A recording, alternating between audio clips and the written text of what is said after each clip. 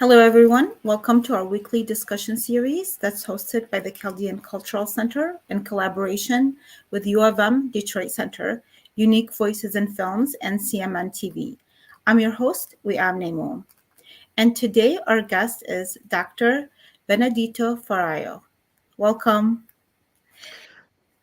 Thanks so much, Neem.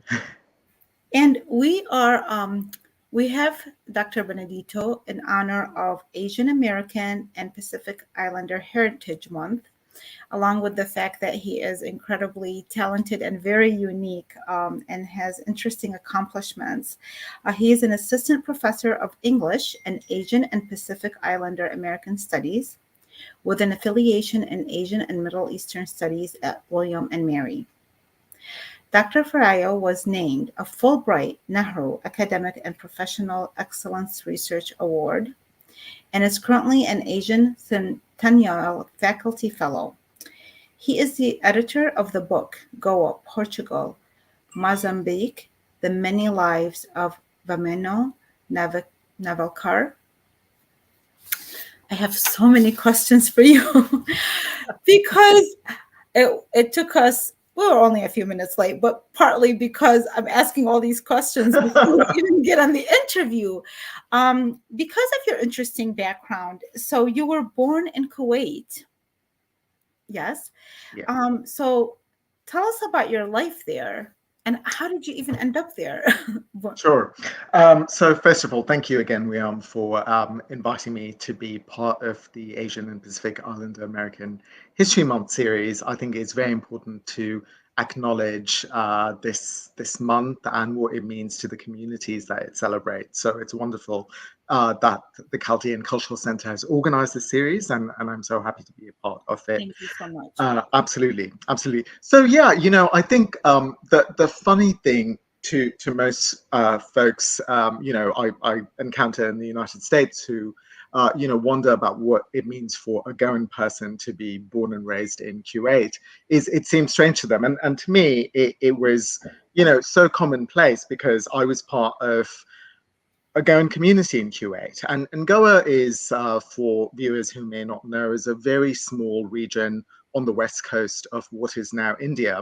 It used to be a Portuguese colony for 451 years until 1961, when it was taken over by India.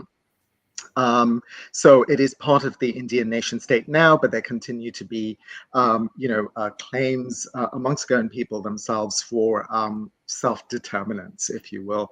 But my background story is perhaps a little bit more complicated than that, in that although both of my parents are Goan, my father came from Portuguese India to Kuwait, where he married my mother, who is also Goan, but was born and raised in British East Africa.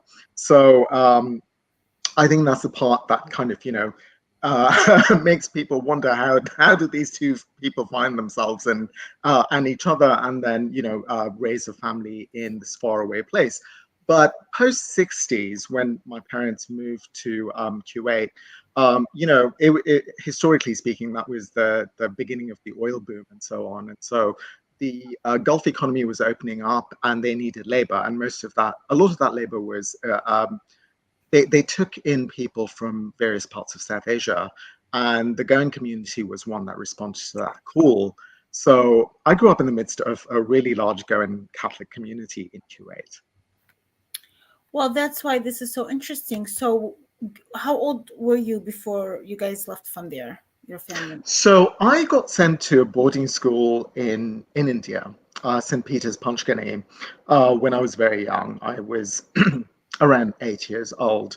But between the ages of 8 and 14, I continued to go back and forth between between South Asia and Kuwait. Okay, so you're Yeah. a Catholic Christian in a Muslim country. What was Yes. the experience like? Did you even feel there was a difference, or was it more, or were you living in an area that was predominantly Christian? Like, how did that work? That's a great question. So on the one hand, um, in saying that, I grew up in the midst of a Goan community, the church was very much a part of that, in that more than just being a religious space, which it obviously was, it was also a cultural space. That's where you met other Goan people or other people of Catholic faith. So there were Filipinos, and there were Iraqi Catholics, and there were Jordanians and Palestinians. So it was, even the church was really diverse. And I still remember it was the Holy Family Church.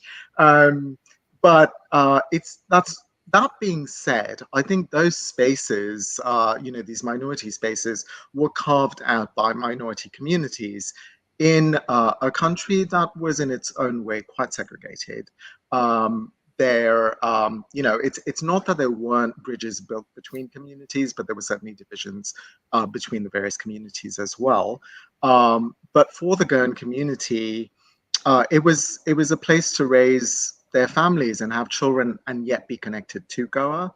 So it was a space of opportunity and challenges. I still recall some of the racism that my parents faced, and things that we encountered as children as well. But that's not to say it was any different from living in any other multicultural society in that sense. And so after you went to boarding school until 14, did you end up going back to live in Kuwait, or did your life change after that? Well, so this is the point at which the lives of all people from Kuwait changed, in that it was the moment of the first Gulf War. And my parents, they, in as much as one can say they returned to Goa, they returned to Goa because, as I mentioned, my mom, although she was Goan, was not from Goa. She was from British East Africa. But this is the point at which my parents really, for the first time in their adult lives, post having children and everything else, were actually living in Goa. And the odd thing about that was, in as much as it was new to I have a sister, in as much as it was a new experience for my sister and me, it was also a very new experience for my parents. And I think there were two historical moments that coincided. So one was obviously the Gulf War, and then the other was the liberalization of the Indian economy, which happened in the early 90s. And this was a moment of great cultural change, in that for the first time you had cable TV, the introduction of American television shows and European ones. There was a lot more disposable income for middle class and upper middle class families. And so there was a great cultural change that was occurring in South Asia at the time.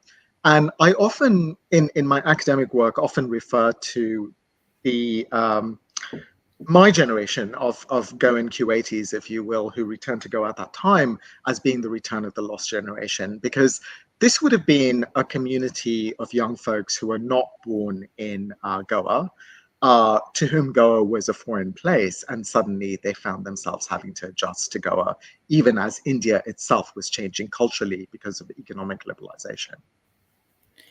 So by this point, you already you were fluent in Arabic? Arabic was my first language, and sadly, I've lost the ability to speak it, which makes me really, really sad, actually. And when I say it was my first language, I mean literally, like, I spoke street Arabic because I'd be out in the streets running with friends, and Yeah. a very diverse group of people. And It's funny because my brother, I came when I was 10 and my brother was 8, and I continued to be fluent in Arabic, and my brother just basically, we were both born in Baghdad. He basically lost most of it for some reason, and I'm like, well, we're only 2 years apart. How did you? Yeah, but I continue to read in Arabic, and it's not very easy sometimes to keep up with it because because the reading is different than the speaking, the street talk and stuff like that. So then in this case, when you grew older, what did you talk about your PhD project, how you got Sure. to that field, and what is your current research? Yeah. So, I think, so my family moved to the United States it was in 93. And I went to college at UCLA, first to Glendale College and then to UCLA, where I got my bachelor's and master's degrees, and then went on to a PhD in England at Birkbeck College, University of London. And because of these various movements, which on the one hand were very commonplace in my family, in the sense that, I think my family are very ordinary people, in the sense that, they didn't move because, sure, war impacted them as well, but they didn't move because of some grand scheme in life. They were part of a community that, went where there was work, basically. But I think what happens along with that is, because of the commonplaceness of that experience, we might often think, excuse me, that things don't happen to ordinary people. And I think that the things that happen to ordinary people um, are the material of story.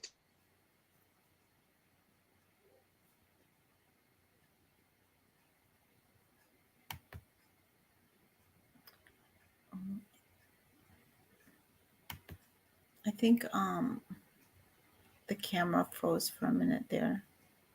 Okay, let's wait for Benedito to reconnect here.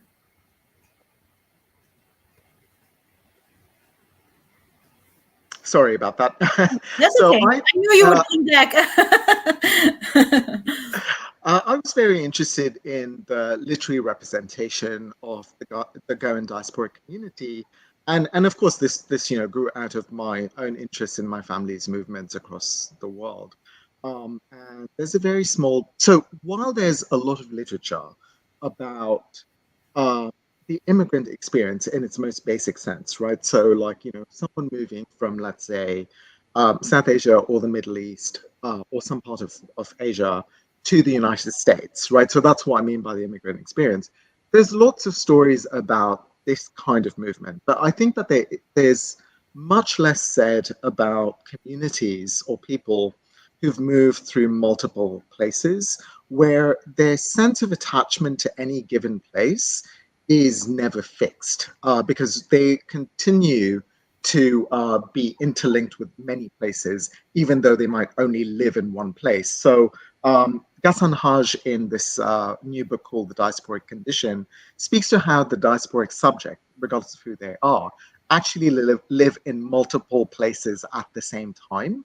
And obviously that may not be physically possible, but things like the way they remember a place or the way they adapt to a place is still influenced by some past experience. And so that's what I was really interested in looking at. What did it mean for this small community of Goans who are Catholic, who were influenced by both Portuguese and British colonialism? What did it mean for them to move from one place to another and take all of those experiences with them and build new lives in different places?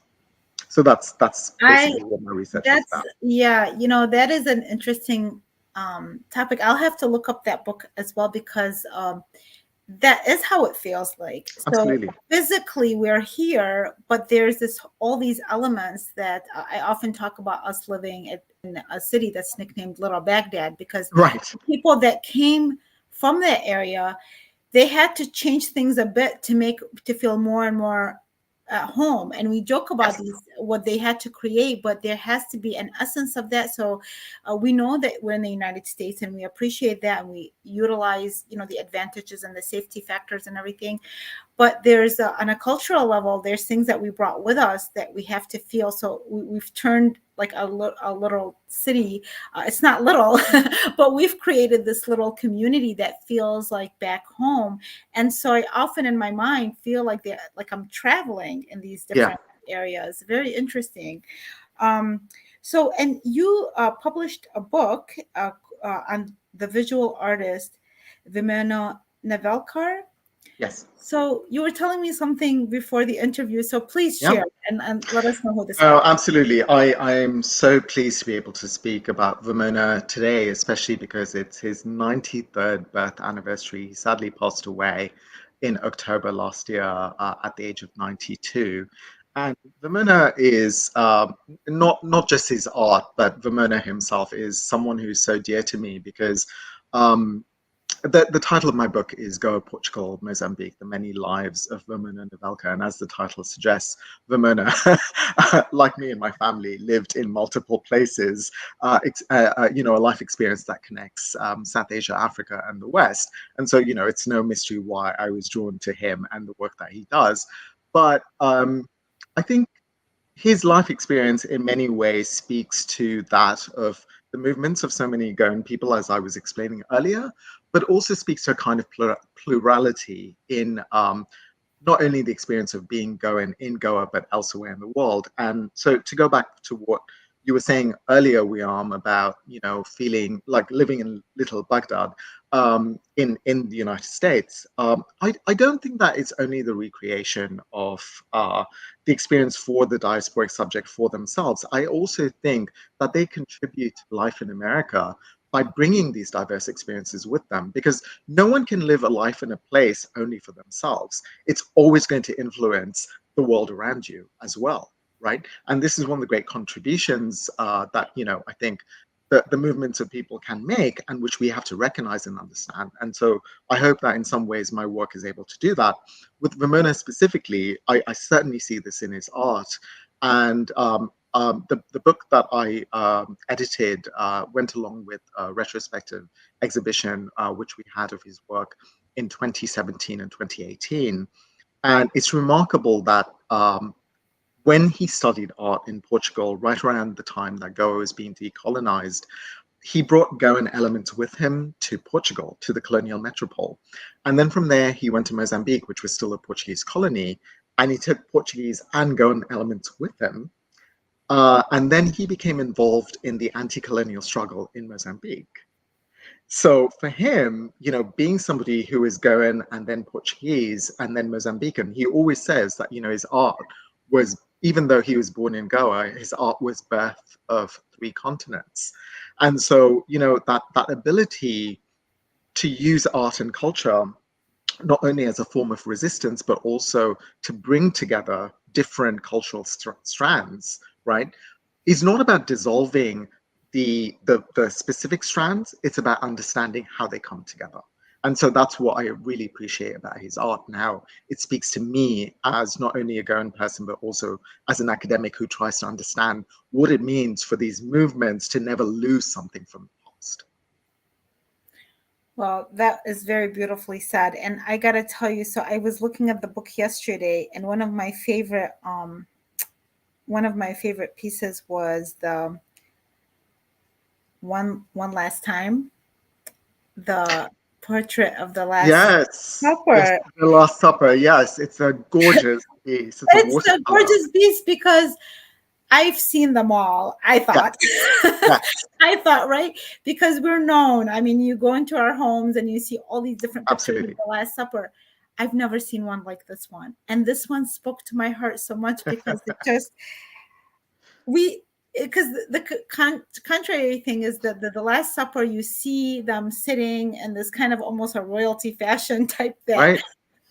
And this one is Jesus and his disciples sitting on the ground in nature, which is actually more of my memories of how we sat in Iraq when we gathered. We were a big family and it was sitting on the floor. Yeah. And nature, we were closer to nature because we were always, as kids, playing outside. I kept staring at this image and I felt like, I bet you this is more like how it looked like. Yeah. It's so meaningful, but so artistically beautiful as well. This was my favorite. And it just kind of shows that how art takes you and gives you a perspective. There's always, no matter how much you think you've seen something or read it, or it just drew me in, like, oh, I've never seen that. And I could really relate to it. And it just showed me even the religion, it touched me. It helped connect me with a more humbler, more quieter, more peaceful time of what Christianity was really. Not that it's not now, but sometimes it can tend to become more materialistic, but something to that image just really touched my heart. Yeah, so certainly one last time, the Last Supper by Viana Navalcar, which is a watercolor, was without doubt the piece that drew the most attention at the exhibition. And we had several requests where people wanted to buy the piece and it was not available for sale. Okay, so I'm not gonna bother. Yeah, But what you're saying about, so I think about the Last Supper and how we recall it mostly through Michelangelo's The Last Supper, which is the most famous rendition of it, obviously, is that's an Italian Renaissance take on this moment from the Bible. And I think what European art's done is separate our sense of Christ and the Bible from its origins, where we often can so easily forget that Christ was a Semitic figure, right? He came from the Middle East. And I think what Vamona's rendition of that piece does is it Goanizes or South Asianizes Christ and that moment with his disciples, because it's a bunch of brown men sitting in the middle of a forest cross-legged and sharing a meal together. And I think what Vamona does politically with that piece is to remind his audience that Catholicism in Goa has been localized, just as it has in so many parts of the world. So even though it arrived in Goa via the Portuguese as a colonial religion, it no longer is that. It's so separated from that origin, because after 451 years, how can it not have been localized? And it's very profound for Vamona to paint this piece, because he himself was Hindu. And in presenting a Catholic, an important Catholic moment, as he does in so much of his art,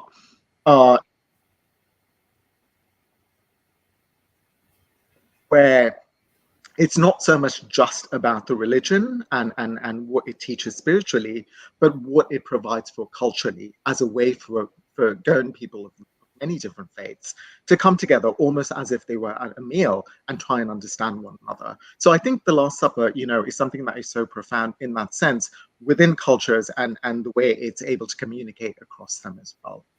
Wow.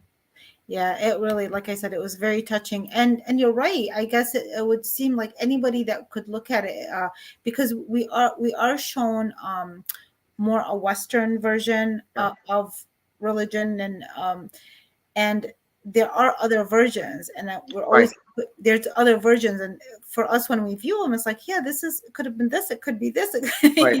because so, I'd like to know, what were your biggest challenges as a professor navigating the academy? I wish I could tell you those challenges are done. you know, Oh, they're still a work in progress. so I was a first generation college student, and the first in my family to get a PhD, and so there was no roadmap to navigate what this terrain meant, and particularly because I did it not just in one country but multiple countries. So there were in addition to being a first-time student in all of these circumstances, it was also being an immigrant multiple times over. So I've talked about this before, where when I went to England to get my PhD, I got taken to a room for a health checkup, and no one had told me that this was going to happen. And when it was my turn to get a chest X-ray, which is what they do to folks from based on racial profiling, essentially. They looked at my documents and they go, "Oh, you're American. Why are you here?" And suddenly, something clicked, and I realized that, because I didn't know that this is not something that not everyone goes through, right? There was a disjunction between what they thought my nationality was based on, my physical appearance, right? And absolutely everyone in that room was brown or black. So this was that being the beginning of my educational experience, in a sense, right? It was really an education in what to expect going forward. I think that studying and teaching literature is instructive in its own way. And one of the challenges very often is bringing a diverse set of materials to students who otherwise would not be exposed to them, because the standard approach to teaching literature might be to teach the canon and certainly privilege the very obvious figures within it. But I am so impressed by my colleagues who teach African American literature and Native American literature and Asian American literature, because I think it not only diversifies what is available to our students, but also shows us what literature can do. And one of the things that I try and do is to mix things up where students are exposed to different writers that they might not otherwise read, including Arab American writers and Arab writers.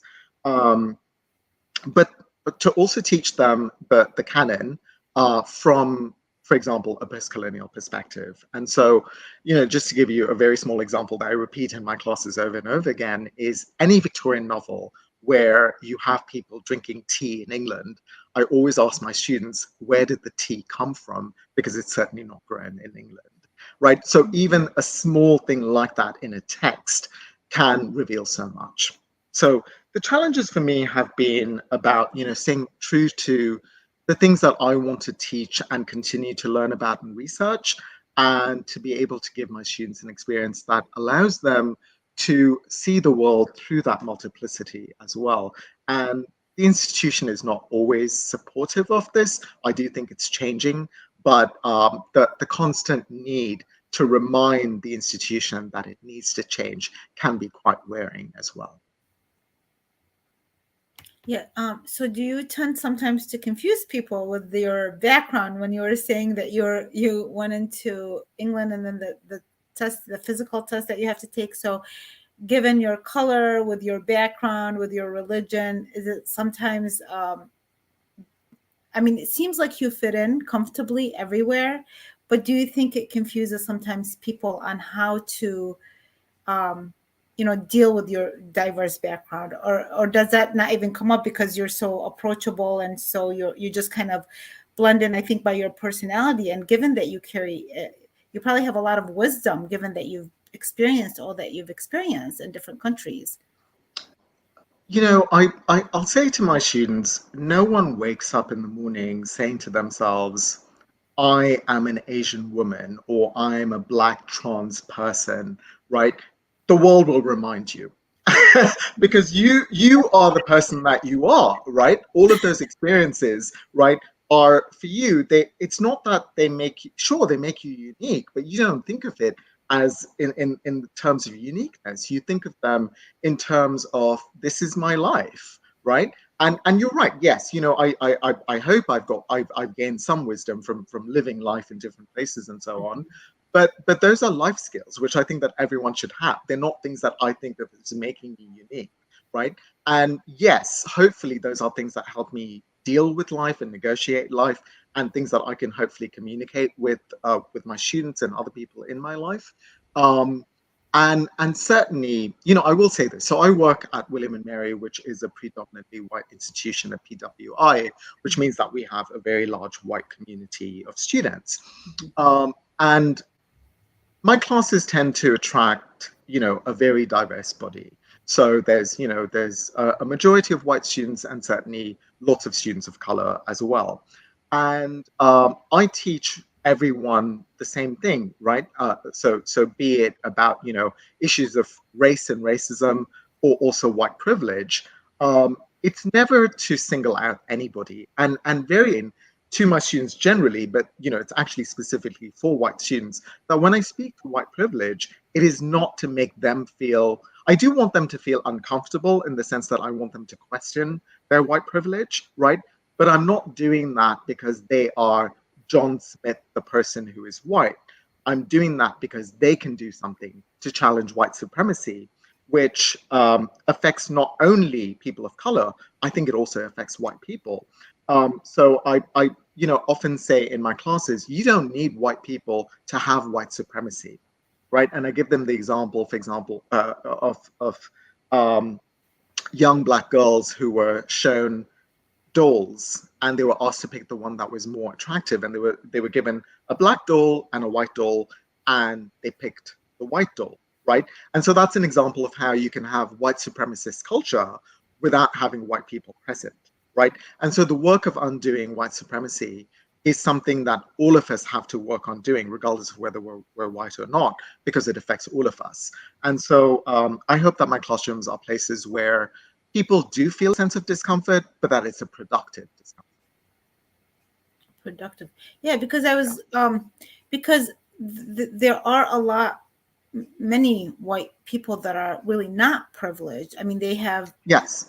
so they don't feel Yeah. like I'm considered white technically in Yeah. the census. Yeah. And aside from me, I'm even talking about whites, like real whites that are, Yeah. come from America, but we're considered white, and we're considered because white Christian.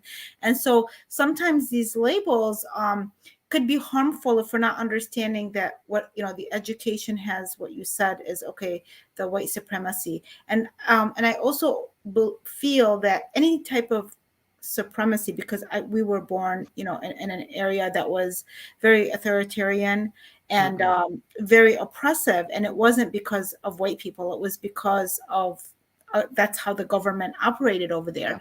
And so I think anytime that you are become supreme over somebody, feel that you're supreme over any other group, that's where, if it's about that, then I see the healthy factor that we're not supreme over, Anyone. We like should not be supreme over anybody, anyone. right? we're Absolutely. not we're not supreme. And Yeah. understanding that and being able to see the person for who they are, because I also often say, when I get up in the morning, I don't think, oh well, I'm Iraqi American. No, Right. I don't even think, oh well, I'm a woman. I think, well, okay, here's my list of to-dos for today. Got to take the kids to school. Got to do this. Got to do. What Absolutely. am I going to cook for dinner? Who are my appointments? And then I end up in these topics because of the fact that, because of our work, because like you said, people bring it up. And I pray that one day we do get to the point where this is not even a topic anymore, because we don't get up. I don't get up. Get up thinking of the necessities to do. And then we're brought into a lot of the language that we have in order, I guess, to educate and bring awareness that we get involved in. And maybe one day none of this will be about, about the work, like working on something and saying, and that will be our focus, rather than what we look on the outside. What is our religion in the background? Where were we born? All this out of curiosity is one thing, because there's a lot. I'm always curious. I asked you so many questions, like, oh, this is interesting. This curiosity is a very healthy thing, and wonderment is healthy because it helps you learn. And I'm sure that when you're teaching that, it's helping people wonder and learn what is behind all of this. Right. So. Well, Right. last question I have for you is, what do you think is important to convey to a Chaldean audience or any viewership about Asian Pacific Islander Heritage Month? Thank you. Yeah. I think that, well, we've just come out of Arab American Heritage Month, Yes. which was last month, Yes. which is wonderful that this is something that is being celebrated, because in as much as, I do believe and teach that, Arab Americans are part of the APIA, vast umbrella, because after all, the Arab world is part of Asia, right? That there still needs to be a recognition of the unique circumstances that have attended the Arab American experience. I think that these celebrations, regardless of whether they're Women's History Month or APIA History Month and so on, they're not only about the specificity of the experience of those communities, because there is something that these various communities have had in their histories and so on, that should be known, that should be widely studied and shared. But I think that it's also about building bridges across communities, and hopefully over time there'll be more of a sense of understanding how so in any community in the United States, right, in as much as there are segregationist efforts, or there's a sense of insularity, there's still an influence from elsewhere. There's still a kind of interaction that occurs between communities. And I think that in celebrating Asian and Pacific Islander American Heritage Month, what the Chaldean community might be able to see and even identify with is the sense of a shared immigrant, experience, right?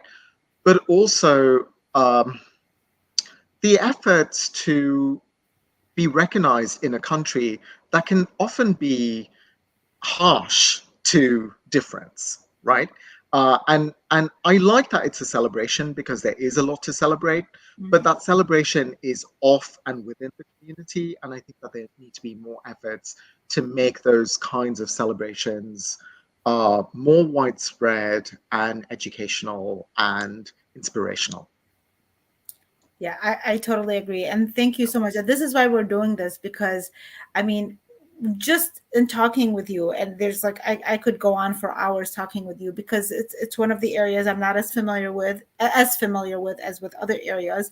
So we could dig deeper and deeper, and there's so many fascinating things, but this is, at least it opens a doorway and it allows for the interest, so that if somebody wants to go and experience more and look into more into it, and then collaborations in the future, who knows, it's always fun to connect with other communities, because they have, like, I liked what you said earlier, that when somebody comes in, it's not just about what we're learning and what we're getting out of this, but they're also benefiting from our presence. Absolutely. And this is what this is all about too. It's at a point of us one day collaborating in a way so that we could both benefit and enjoy and celebrate each other.